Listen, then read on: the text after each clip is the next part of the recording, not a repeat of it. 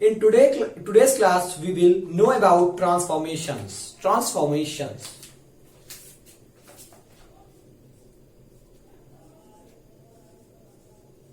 Transformations.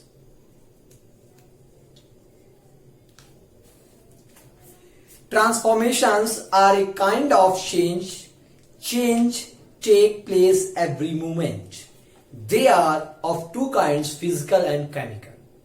Transformations जो होते हैं एक प्रकार का चेंज होते हैं. चेंज हर मूवमेंट प्लेस लेते हैं और ये दो तरीके के हो सकते हैं. First one physical, the other one and last one is chemical. There are two types of changes, physical and chemical. Okay? In a physical change, there is no change in substance. Physical change में substance में कोई भी change नहीं होता. Is there any change in substance when ice melts, water freezes or water boils to form water vapor? No, the substance remain water in all these changes, so they are physical changes. Physical change में substance नहीं बदलता है. क्या कभी भी substance में change होता है? जब बर्फ पिघलती है या पानी जमता या वाटर फ्रीज होता है या वाटर बॉयल होता है, जब वाटर वेपोर निकलती है, कभी भी नहीं बदलता. हमेशा सब्सटेंस नहीं बदलता. इन फॉर्म में हमेशा वाटर ही रहता है, वो आइस हो या वाटर वेपोर हो या खुद वाटर हो. ओके, तो इन सब चेंजों में सब्सटेंस चेंज नहीं हो रहा है, इसलिए ये क्या है? ये फिजिकल चेंज है. ये क्या है? Physical change. These changes are physical changes. But in a chemical change, the substance changes. A common example is burning. What happens when paper or wood burns? Paper and wood are made of a substance called cellulose, and it is the cellulose that burns. While burning, cellulose takes up oxygen from air and gives to new substance, carbon dioxide and water, in the form of vapor. Also, when burnt in air, carbon forms carbon dioxide and sulfur forms sulfur dioxide. Thus, all these are chemical changes. और लेकिन chemical changes में क्या होता है? Substance change हो जाते हैं. जैसे कॉमन एग्जांपल हम ले सकते हैं, वो है बर्निंग यानी कि जलना. हम अगर क्या होता है, अगर हम कोई पेपर और लकड़ी जलाएं तो क्या होता है?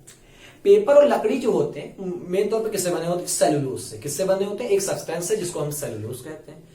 और सेलुलोज जब जलता है तो वो एटमॉस्फेयर से ऑक्सीजन लेता है और रिजल्ट के तौर पे कार्बन डाइऑक्साइड और वाटर देता है. वाटर वेपोर की फॉर्म में देता है और लेता क्या है? ऑक्सीजन.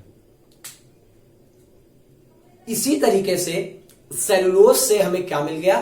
कार्बन डाइऑक्साइड और वाटर. सेलुलोज तो नहीं मिला, इसलिए इसमें सब्सटेंस चेंज हो रहा है और हम कह सकते हैं कि ये केमिकल चेंज है.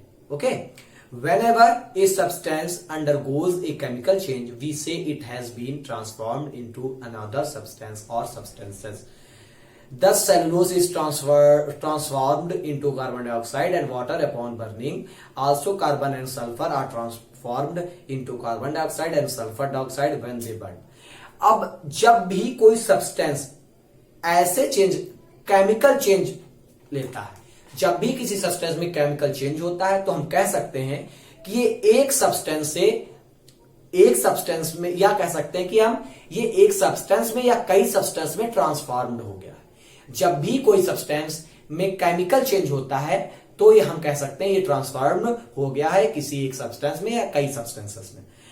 इसीलिए इसी एग्जांपल को अगर हम लें तो सेलुलोज जो है कार्बन डाइऑक्साइड और वाटर में ट्रांसफॉर्म हो गई और कार्बन और सल्फर जो है ट्रांसफॉर्म्ड होते हैं कार्बन डाइऑक्साइड में और सल्फर डाइऑक्साइड में जब वो जलाए जाते हैं. जब कार्बन और सल्फर जलाए जाते हैं तो वो कार्बन डाइऑक्साइड और सल्फर डाइऑक्साइड में ट्रांसफॉर्म हो जाते हैं.